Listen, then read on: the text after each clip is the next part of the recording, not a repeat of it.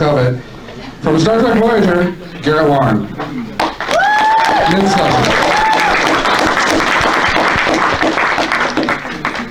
I'm enjoying my slushy.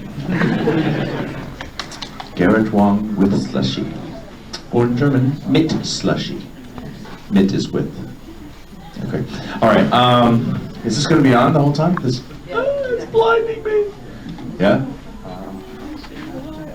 You don't have to turn on? Okay, I'll just stand over here. I don't have to stand right directly in the middle of it. So, that's fine. Okay, who was here yesterday? Yay! Who was not here yesterday? Hey. Oh, wait, hold your hands up. Okay, you were not.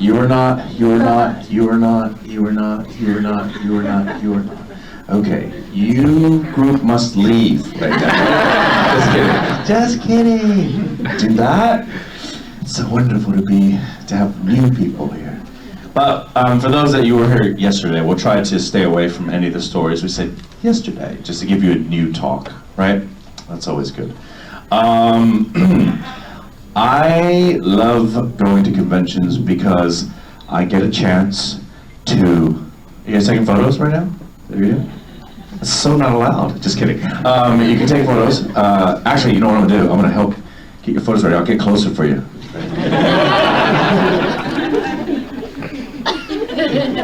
Oh, I'm way too far away from you. Ready? Wow. Yeah, that's a sexy one. Yeah. You guys are oh, right here? Yeah. Simon Pegg. Go ahead. Right? Really close. Hold on. So can I get through? Thank you. Is this good enough? That's really close. The inside of my mouth, ready?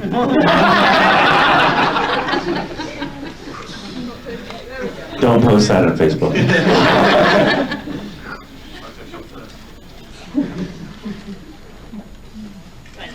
That took a long time to develop. I was sitting there, I can't hold any longer. Oh, the family back there. Hey guys, ready? Yeah, your phone. It's you. If you want to use your phone, yeah. It's not working. Okay, I'll go to your mom. Hi.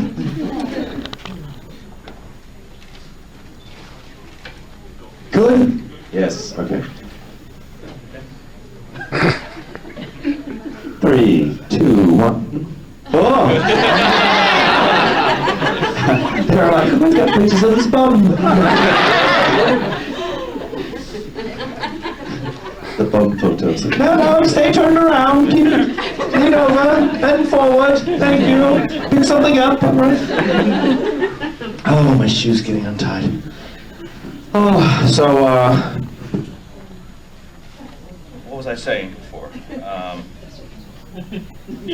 Oh, I love conventions because I get a chance to be my normal wacky self.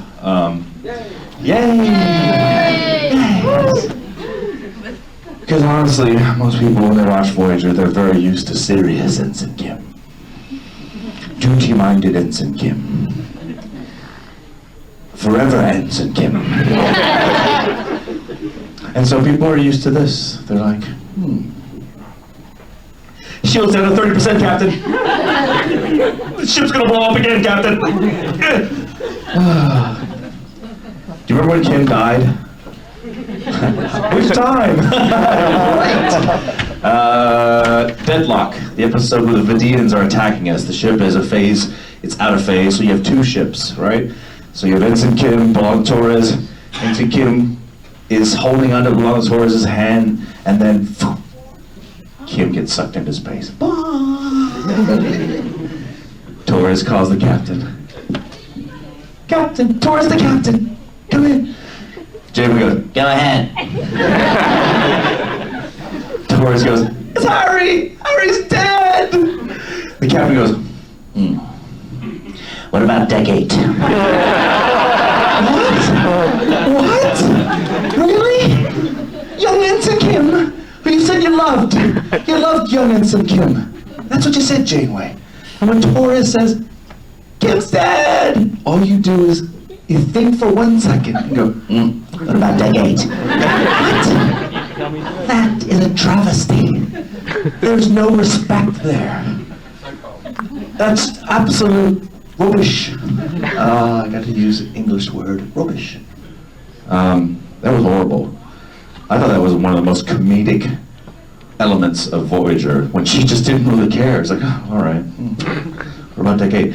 The other one was, we had the episode in season, I don't know, 1, 2, we were talking with that Romulan that was in Alpha Quadrant, and we sent that little message, that tiny wormhole. We sent a little tiny probe, like a nano probe, something through the wormhole to the Romulan. And Janeway's on the bridge, and she goes, he goes, Mr. Kim, did the probe go through? and I stand there and I go, this is literally my line. This is the only line I remember from all of Voyager. I look at Janeway and I go, like a snake through a tube, Captain. Like a snake through a tube. Who wrote this? George Takei. Oh my. You're right. I told the writers that they should use the line, like a snake through a tube, Captain. It's a very bizarre line. It just, who says that? How many snakes go through tubes? Is that the name they do? All snakes go, oh, there's a tube. Let's go. Oh, I'm going through the tube. Nobody says that. It was just bizarre. We had other bizarre lines in Voyager. There's a line at the end of Future's End or something like that with Ed Begley Jr. Do you remember that episode? At the very end, Tom Paris looks at Tuvok and he says, Tuvok, you're a real freakosaurus. What? What? Who wrote that? Okay? That's the problem. That's the one thing about Voyager that I wish could be changed, is that they utilize the comedic talents of each of the actors on Voyager. Each of the actors on Voyager independently are extremely funny people. But if you watch Voyager, you have the impression that there's only one funny individual on that show, the Doctor. You're thinking, oh, he's the only one that has a sense of humor. He's the only one that was allowed to be funny on Voyager. Everybody else had to be like really straight-laced, right? So, and I tried. I pitched them all different ideas. I said, oh, we should have a B storyline where we have a ship-wide talent show. And Ensign Kim gets up there and he does his impersonation of the captain, you know. Hello, I'm Captain Catherine Janeway, captain of the Starship Voyager, Intrepid class. Do my thing. And then I can imitate Tuvok, I can imitate all the different people. So I pitched that to the writers and they're like, no. But thank you. My problem was I wasn't persistent enough. Persistence gets you everything if you just stick with the course. Persistence on our show was named Bob Picardo. Robert Picardo, he would call the writers up. He goes, hello, Bob Picardo here. I'd like to suggest that the Doctor sing Italian opera. Seeing that I'm Italian-American. And they're like, no, Bob, we don't have time for that. Oh, all right. Next day, boing, hello, Bob Picardo here, Italian opera. No, Bob, we told you yesterday. No. 2 weeks later, hello. Yes, Bob, you gonna sing? Yeah, you can sing Italian opera, just don't call us anymore. So that's how we got stuff through. I didn't do that. I pitched it once, they said no, I said fine. But Bob Picardo, he got everything through there. Everything. Such a smart man he is. Bob Picardo didn't know that I could act until season 5.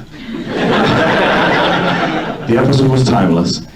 And you know that at the very end when Kim finally solves everything, the Doctor's with him, right? And so Kim's like, oh, yes! He fixes everything, he brings all his friends back, he's so excited.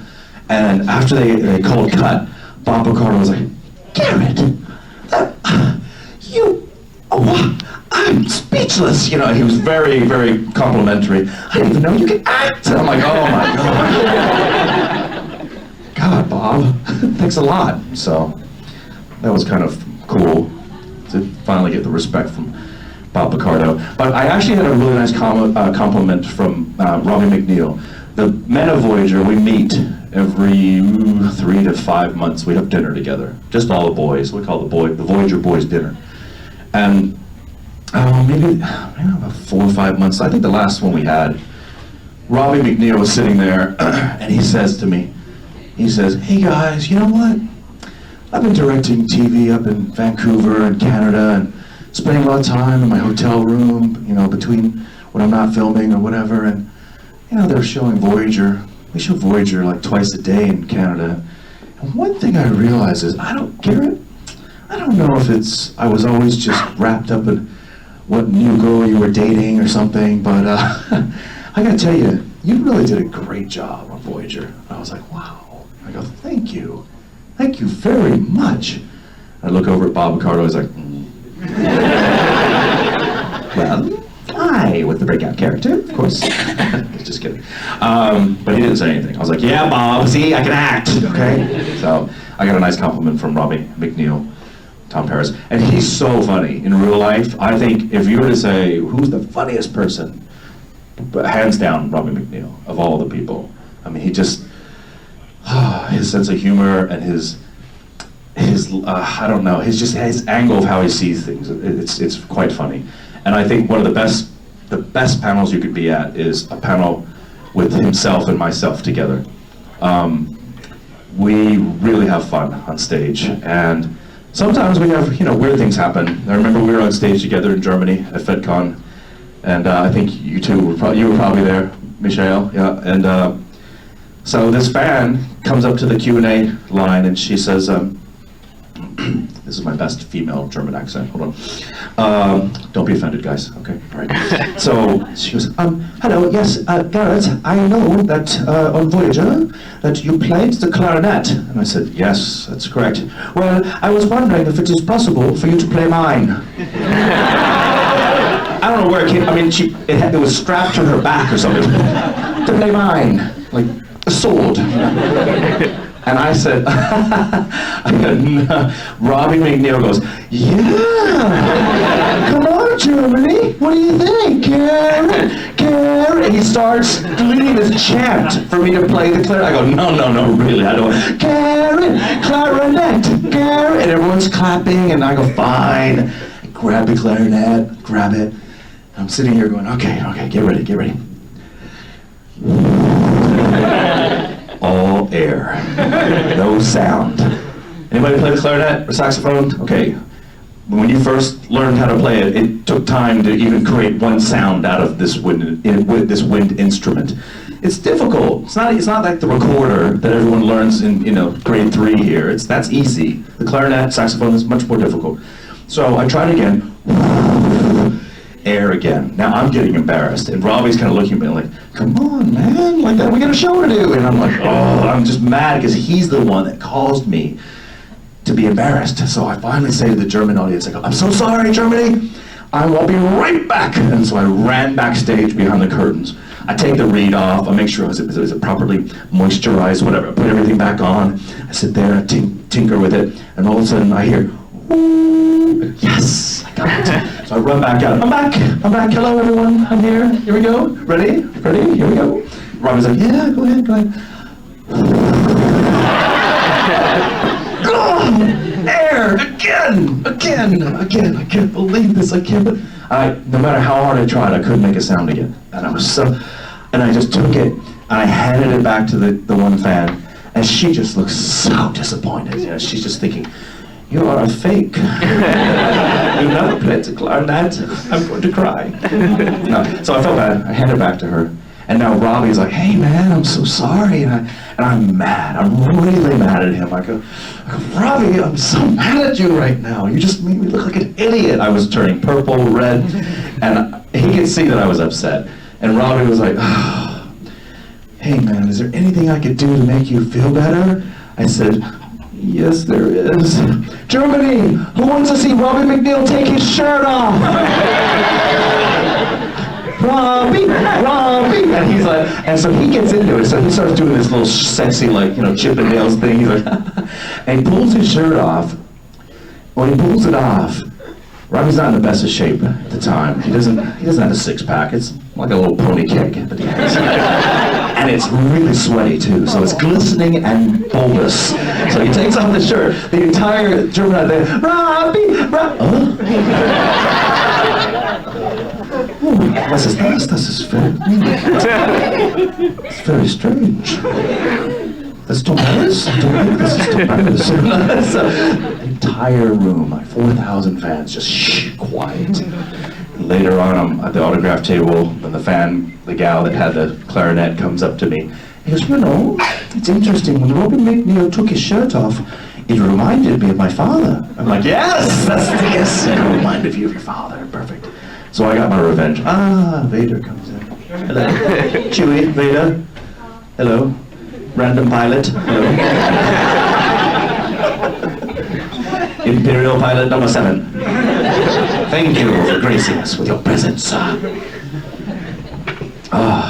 can't stop talking with different accents now.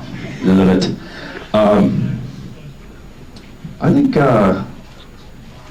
I think really my favorite accent is, in the Star Trek world, it has to be George. Because George Takei really, what a wonderful man he is. As short of an experience that you will have getting on it. Just remember, don't talk to him, don't look at him, don't make any noise around him, just go up, get your autograph and go on, right? And you're like, well, I just paid 80 quid for that, so really? Yeah, that's all. You go on to George Takei. He spends like 25 minutes with each fan. So literally, oh, right, yeah, so how are your children doing? They're in college, little Johnny's in university now, right? And your dog? Reginald, how's Reginald doing? How would you like me to sign this? Oh, yes. Oh my. I mean, he's so cordial to you. So if you have a chance to see him and you haven't seen him, you should see him. He's a wonderful human being. He makes up for all the shortness that happens with the Shatner line, you know? It's just like, oh, so short, so quick.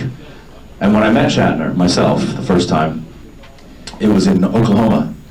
We're in the green room. The green room is where only actors are in this green room. So I see him, and I said, And the thing is, he had invited me every year that I was on Voyager to come to his charity equestrian show, which I never answered because, you know, I sided with George Takei. I was like, oh, wow, you know, you treat my Asian American brother bad, I ain't gonna come to your show. So that's kind of the feeling I had.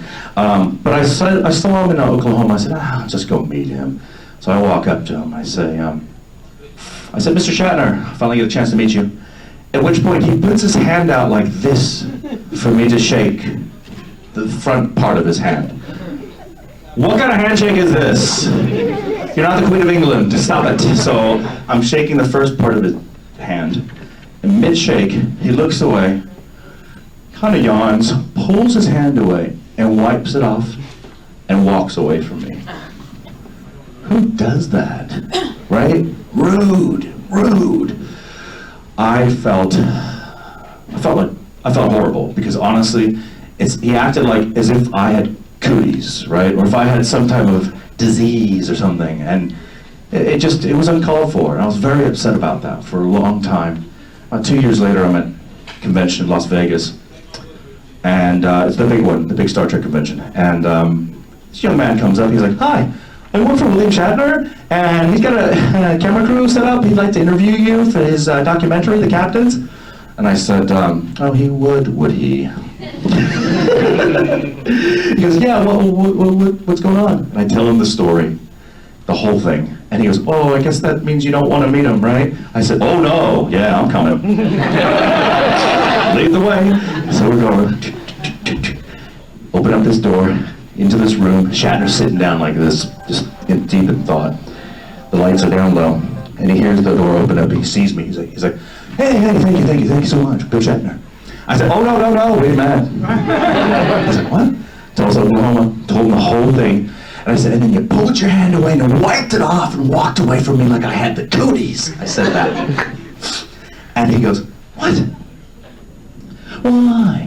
Why would I do that? I wasn't sick, I wasn't ill, something wasn't happening. I was a food poison. Why? Why would I do that? I don't know why. Thank you. Oh, God. Anyway, so to this day, if I see him at a convention, he'll reach his hand out and he'll pull it back and he'll scratch his head just to be funny. I'm like, haha, not funny. Not funny at all. All right. Anyway, have any questions from people who are new on Sunday? Have any questions?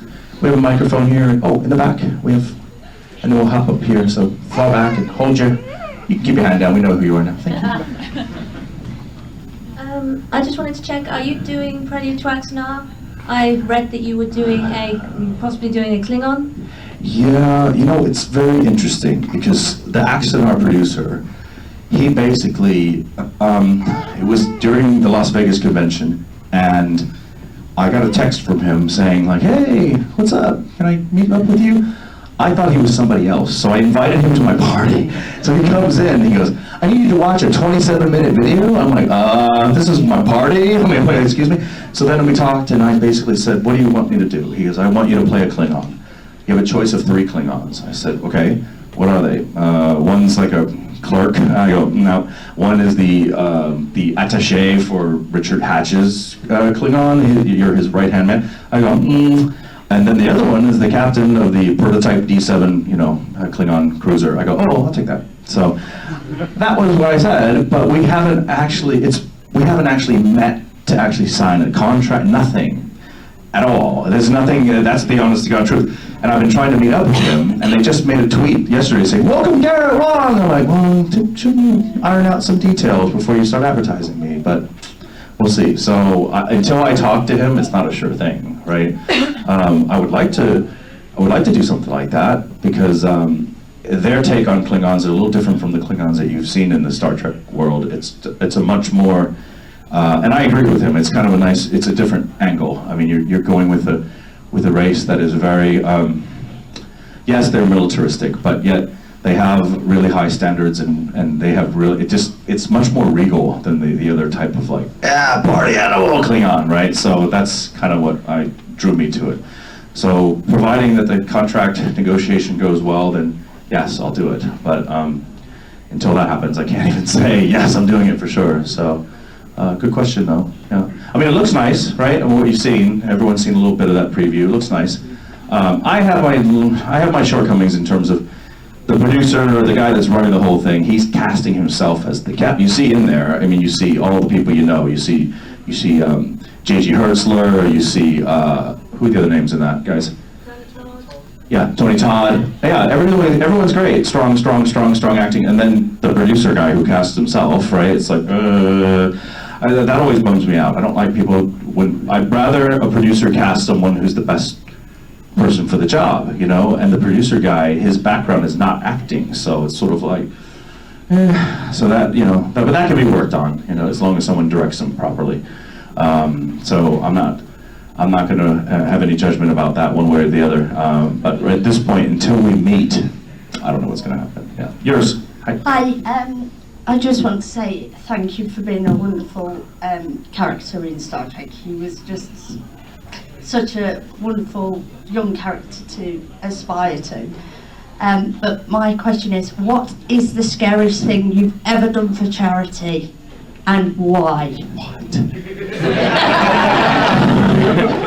What kind of question is that? What is the scariest thing I've ever done for charity, and why? For charity. Well, honestly, for the longest time, I would call myself the Bank of Garrett for all the women I supported over the years. Is that literally? My mom would be calling me, you're paying her rent too? I'm like, all right, okay. Scariest, there's nothing scary for charity that I've ever done. I can't think of anything scary for charity. All right. Yeah, as Darth Vader comes, no, that's a really interesting question. I have to think a little bit more.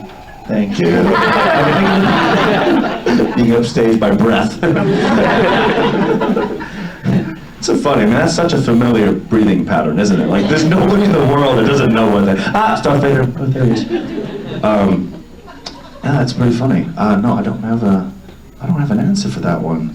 Scary charity. No. It's all been okay. It's not a big deal. And thank you for enjoying Ensign Kim as a good character in Star Trek. Of course, the biggest question I get everywhere is like, "Why weren't you promoted?" Oh boy.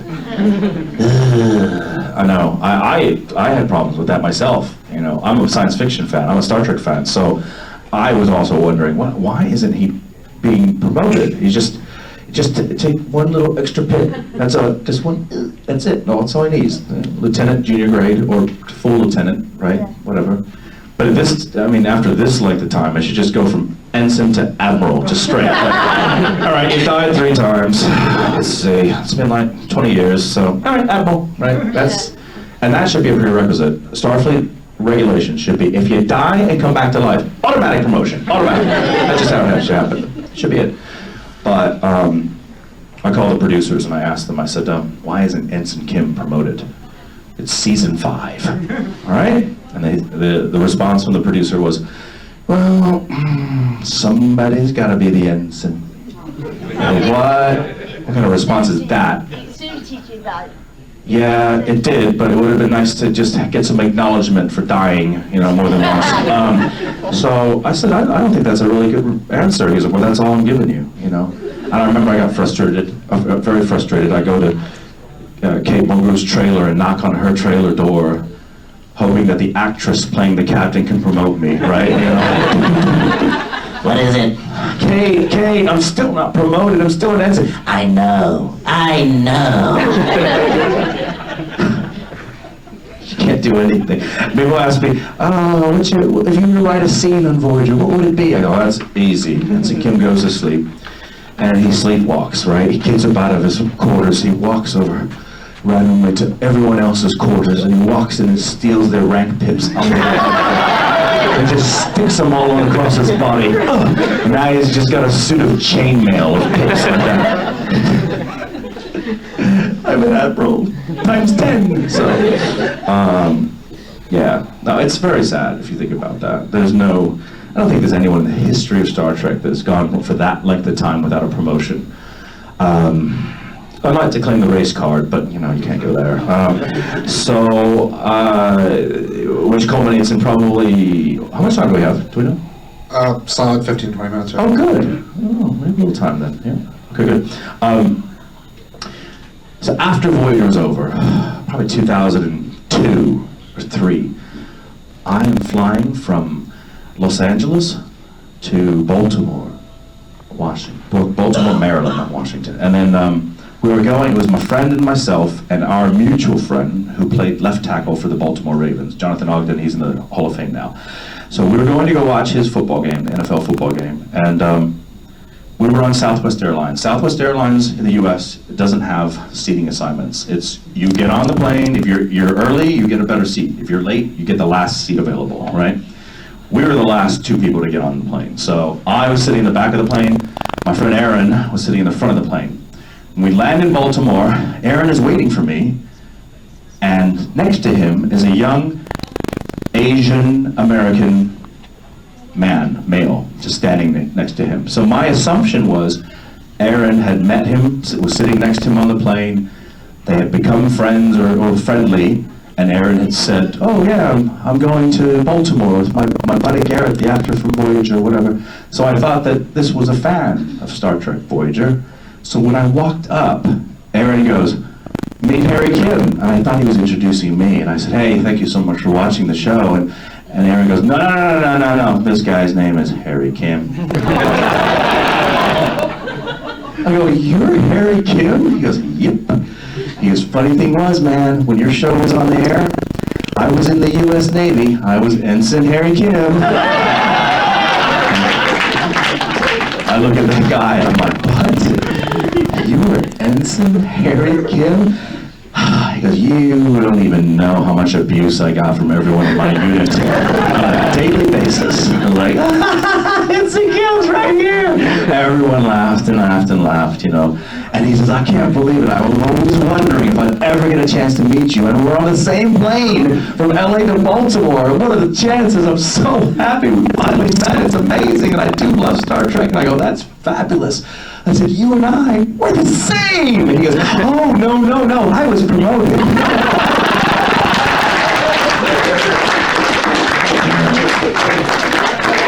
Oh, here's your dagger. Oh, I got another one too. Who wrote this? Okay, so, yeah, that sucked. That just goes to show you, even the real life Ensign Kim gets promoted. Now that's bad. When you look at it that way, it's horrible. All right, another question, and then ooh, okay. Oh, it's going to you. Hi, I was just wondering whether, are you similar in any way to Harry Kim? Like, have you fallen for the wrong twin or something like that? Well, since you asked, it's interesting, because when I got the role of Ensign Kim, I was 24, and Ensign Kim was supposed to be 21, you know, so I had to play a little bit, you know, so I had to play less worldly, a little younger than I really was in real life. But it's funny that you asked that question. Do I have any similarities? Yeah, there's that innocence in me too. That goody, you know. That's part of me too, right? That's a part of me as a person. I think the role of Ensign Kim changed my speech pattern after doing it for 7 years. I became much more. I became a lot more like technical in my own, you know, daily talk. Or I spoke more like Ensign Kim. It was really weird. So that changed. And then it's funny because about 2 or 3 years ago, 2 years ago, I like to go to conventions and pretend to be a convention asking questions, like the big Las Vegas one. It was Captain Janeway and Chakotay were on stage, so I was in the queue, I head down so they couldn't see me, and then I get up there, and I asked some question to both of them, and they realized it was me, and so Tell me about your love life. Who are you dating now? you know. I said, well, Kate, it's quite sad. It's sort of a case sad. It's sort of a case of life. And she said, what do you mean? I said, well, life being Star Trek, art being Star Trek Voyager, life being my life Voyager, life being